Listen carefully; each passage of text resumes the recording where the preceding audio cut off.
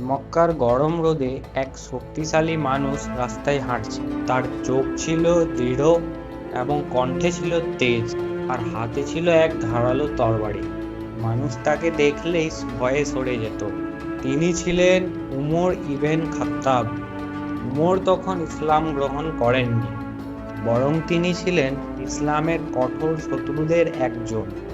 তিনি শুনতে শুনতে বিরক্ত হয়ে গেছিলেন মোহাম্মদ নাকি আল্লাহর একত্ববাদ প্রচার করছেন, কুরাইশদের দেবতাদের বিরোধিতা করছেন, সমাজের দুর্বল মানুষদের একত্রিত করছেন। তার কাছে মনে হতো এই নতুন ধর্ম তাদের পূর্বপুরুষের ঐতিহ্য নষ্ট করে দিচ্ছে।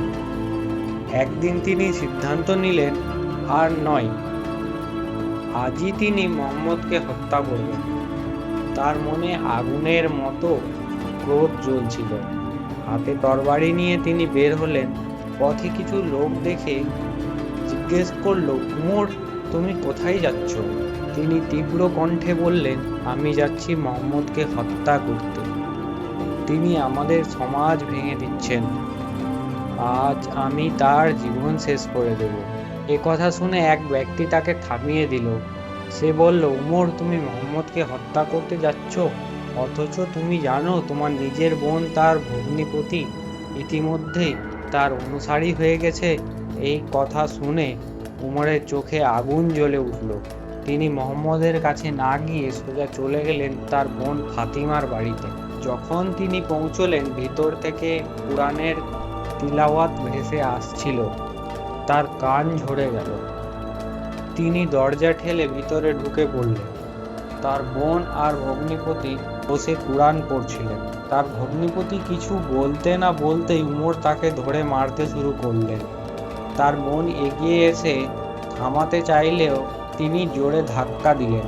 এই সময় তার বোন সাহসী কণ্ঠে বললেন, হ্যাঁ উমর, আমরা মুসলমান হয়েছি। আমরা আল্লাহ ও তার রসুলের ওপর ঈমান এনেছি।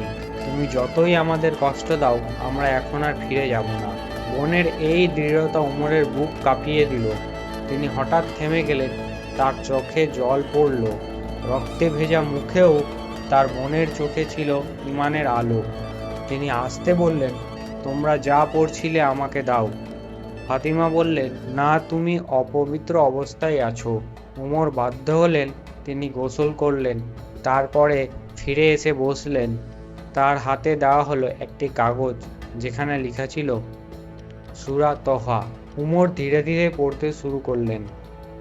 তিনি পড়ে যাচ্ছিলেন, আর তার হৃদয়ের ভেতরকার কঠোরতা গলে গলে পানি হয়ে বের হচ্ছিল। তিনি শক্তিশালী কঠিন মানুষ ছিলেন, হঠাৎ কেঁদে ফেললেন। তিনি তার বোনকে বললেন, মোহাম্মদ এখন কোথায় আছেন? আমি তার কাছে যেতে চাই। উমর তখন সোজাসুজি বেরিয়ে গেলেন। যখন উমর পৌঁছলেন, ভিতরের এক সাহাবীরা ভয়ে কাঁপতে লাগলেন। তারা জানতেন উমর এক ভয়ঙ্কর শত্রু। তার হাতে তখন তরবারি।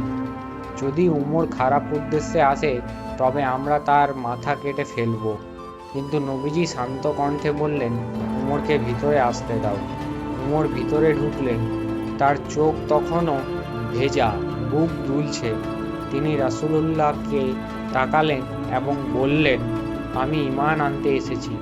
আমি সাক্ষ্য দিচ্ছি আল্লাহ ছাড়া আর কোনো উপাস্য নেই, আর আপনি আল্লাহর রাসূল। সেই মুহূর্তে পুরো ঘর আল্লাহু আকবার ধ্বনিতে মুখরিত হয়ে উঠল।